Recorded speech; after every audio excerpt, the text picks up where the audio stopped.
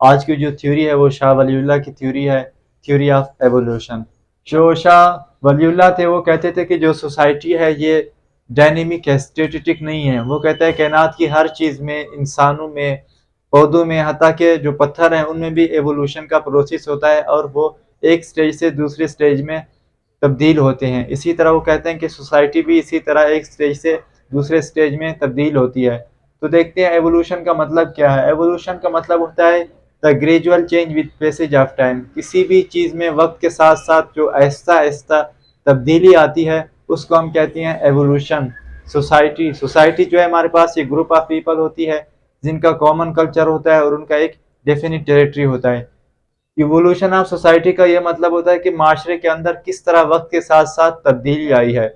شاہ ولی اللہ نے اس کو 4 سٹیجز میں کیا کیا، تقسیم کیا۔ جو پہلا سٹیج ہے سوسائٹی کا ہمارے پاس ایوولوشن کا، وہ کہتا ہے یہ پہلا جو سٹیج ہے ہمارے پاس انسان کو کس چیز کی ضرورت ہوتی ہے، رہنے کے لیے گھر کی ضرورت ہوتی ہے، پہننے کے لیے کپڑوں کی ضرورت ہوتی ہے، اور کھانے کے لیے خوراک کی ضرورت ہوتی ہے۔ پھر وہ کہتا ہے جو اپنی ان ضروریات کو پورا کرنے کے لیے انسان نے کیا کیا، ایگریکلچر کا نظام کیا کیا، دریافت کیا، پودے اگانا شروع کیے، سبزیاں اگانا شروع کی اپنی بھوک کو مٹانے کے لیے۔ پھر اگلا پوائنٹ وہ کہتا ہے کہ انسان نے اپنی بھوک کے مٹانے کے لیے کیا کیا، ان چیزوں سے خوراک حاصل کی، جس طرح کے جاندار ہیں جانوروں سے انسان نے گوشت حاصل کیا، اور اسی طرح اپنی بھوک مٹانے کے لیے باقی ذرائع کا استعمال کیا۔ اور رہائش کے لیے انسان نے کیا کیا، گھر بنانا شروع کیے۔ پھر اپنا ساتھی بنانے کے لیے انسان نے کیا کیا، شادی کی، یعنی عورت کے ساتھ انسان نے جب شادی کی تو اس کا ایک کیا بنا، ایک کمپینین، یعنی کہ ایک ساتھی بن گیا۔ پھر جو انسان کی یہ ضروریات تھی یہ تو پوری ہو گئی، اب یہاں پہ ایک اور چیز کی ضرورت تھی، وہ تھا مورل کوڈ آف لائف۔ یہاں پہ مورل کوڈ آف لائف کی ضرورت تھی کہ آپ نے زندگی کو کس طرح گزارنا ہے، رہن سہن آپ نے کس طرح کرنا ہے، طریقے کس طرح وہ کرنی ہے، تو اس چیز کی ضرورت تھی۔ مورل کوڈ آف لائف کی بنیاد پہ کیا کیا، ایک سوشل ریلیشن بنا۔ اس کے بعد آتا ہے سیکنڈ سٹیج۔ جو پہلا سٹیج تھا اس میں تو ہم نے دیکھ لیا کہ ہماری کیا کیا ضروریات تھیں۔ جو دوسرا سٹیج ہے اس میں ہم نے یہ سیکھنا ہے کہ ہم نے کھانا کس طرح ہے، ہم نے پینا کس طرح ہے، ہم نے چلنا کس طرح ہے، ہم نے سونا کس طرح ہے۔ یہ چیزیں ہم کون سے سٹیج میں سیکھتے ہیں، دوسرے سٹیج میں سیکھتے ہیں۔ اور دوسرے سٹیج میں جو سٹینڈرڈ آف لائف ہے اس کو ہم حاصل کرنے کی کیا کرتے ہیں، پوری کی پوری کوشش کرتے ہیں۔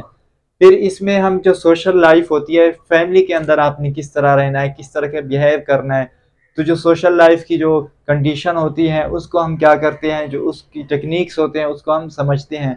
پھر جو ہسبینڈ ہوتا ہے اور جو وائف ہوتی ہے اس کے درمیان ایک ریلیشن شپ بن جاتا ہے، ان کے درمیان ایک انڈرسٹینڈنگ بن جاتی ہے۔ پھر کیا ہوتے ہیں، بچے پیدا ہونا شروع ہوتے ہیں۔ جو بچے ہوتے ہیں تو سیکنڈ سٹیج میں بچے بھی ٹیکنیکس سیکھتے ہیں، لرن کرتے ہیں کہ معاشرہ کس طرح جو ہے ان کے نارمز ہیں، ویلیوز ہیں۔ اس کے بعد جو لوگ ہوتے ہیں وہ ڈفرینٹ جو پیشہ ہوتا ہے وہ اختیار کر لیتے ہیں، کہ کسی کا کوئی پیشہ ہوتا ہے، کوئی اگر استاد ہے، کوئی اگر اس کے علاوہ موچی ہے، کوئی اس کے علاوہ اگر درزی ہے، تو لوگ جو ہے ایک پیشہ اختیار کر لیتے ہیں، اور پرچیز ہوتی ہے اور سیل ہوتی ہے، یعنی کہ چیزوں کی خرید و فروخت ہوتی ہے کوئنس کے بدلے۔ تو لوگ یہاں پہ سیکنڈ سٹیج میں کیا ہوتے ہیں، ایک دوسرے کے اوپر انڈیپینڈنٹ ہو جاتے ہیں، ڈیپینڈنٹ ہو جاتے ہیں ایک دوسرے کے اوپر۔ ایک دوسرے کے اوپر لوگ کیا کرتے ہیں، انحصار کرتے ہیں، کچھ سے آپ سے خرید رہے ہیں تو کچھ آپ کو بیچ رہے ہیں۔ تو یہاں پہ ایک ریلیشن فیملی کا ایک دوسرے کے ساتھ، سوسائٹی کا ایک دوسرے کے ساتھ کیا ہو رہا ہے، بن رہا ہے، وہ لوگ ایک دوسرے کے اوپر ڈیپینڈ کر رہے ہیں۔ تو تیسرے سٹیج میں ہم یہ دیکھیں گے کہ اس آرگنائزیشن کو چلانے کے لیے ایک پولیٹیکل اتھارٹی کی ضرورت تھی۔ جو لوگ نارمز اور ویلیوز کو کیا کر رہے تھے، ان کو وائلیٹ کر رہے تھے، تو ان کو سزا و جزا دینے کے لیے یہاں پہ کوئی حکمرانی ہونی چاہیے، یہاں پہ کوئی ایک نمائندہ ہونا چاہیے۔ اس نمائندے کی ضرورت کیوں تھی؟ One may not deprive from his right، کہ کسی کا بھی اگر حق ہے تو وہ کیا کرے، اس کے حق سے محروم نہیں ہونا چاہیے۔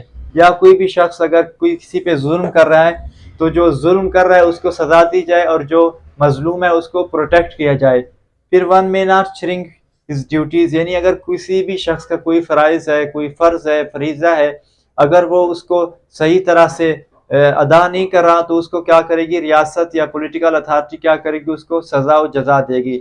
جب معاشرے کے اندر ظلم ختم ہوگا، لوگوں کو ان کے حقوق ملیں گے، اور کیا کرے گا، لوگ اپنی جو ڈیوٹیز ہیں وہ اچھے طریقے سے پرفارم کریں گے، تو it will leads to prosperous life, یعنی کہ معاشرہ کیا ہوگا، خوشحال ہوگا، آپ کی زندگی کیا بن جائے گی، خوشحال بن جائے گی۔ تو یہاں پہ جو خلیفہ ہوگا, جو پولیٹیکل اتھارٹی یعنی کہ ہیڈ ہوگا, وہ کیا ہوگا, اس رسپانسیبل ہوگا کس چیز کے لیے, اس آرگنائزیشن کو کنٹرول کرنے کے لیے. وہ پوری طرح سے اس آرگنائزیشن کو کنٹرول کرے گا. جو لوگ اس کے اگینسٹ جائیں گے اس کو سزا دیں گے, اور جو لوگ اس کے حق میں ہوں گے, قانون کو فالو کریں گے, تو اس کے لیے کیا ہوگا, کوئی انعام کا کوئی چیز مقرر کرے گا. چوتھا سٹیج آتا ہے. جو چوتھا سٹیج ہے, اس میں مکمل طور پر معاشرے میں کیا ہوتا ہے, امن ہوتا ہے, کیونکہ ایک پولیٹیکل اتھارٹی قائم ہو چکی ہوتی ہے, وہ لوگوں کو سزا اور جزا دیتی ہے. تو معاشرے میں کیا ہوتا ہے, خوشحالی آتی ہے. معاشرہ جو کیا ہوتا ہے, خوشحال بن جاتا ہے. جتنے بھی ڈفرینسز ہو جاتے ہیں لوگوں کے درمیان, وہ کیا ہوتے ہیں, اختلافات ختم ہو جاتے ہیں, اور یہاں پہ صرف ایک پولیٹیکل سسٹم بن جاتا ہے. اب جہاں پہ ایک پولیٹیکل سسٹم کا یہ بھی مطلب ہو سکتا ہے کہ اگر ہم کنٹری کو لے لیں تو اس میں ایک پولیٹیکل سسٹم کا یہ مطلب ہوتا ہے کہ اگر ایک ملک میں سسٹم ہے تو کیا ہوگا, وہ صدارتی نظام بھی ہو سکتا ہے. ایک ہی پولیٹیکل سسٹم ہے, یا تو وہ وزیر اعظم پر یعنی کہ صدارتی نظام ہو سکتا ہے, یا پارلیمانی نظام ہو سکتا ہے. جو یہاں پہ پھر جو ڈفرینٹ نیشنز ہوتے ہیں ان کے درمیان جو ریلیشن ہے, تعلق بنتے ہیں,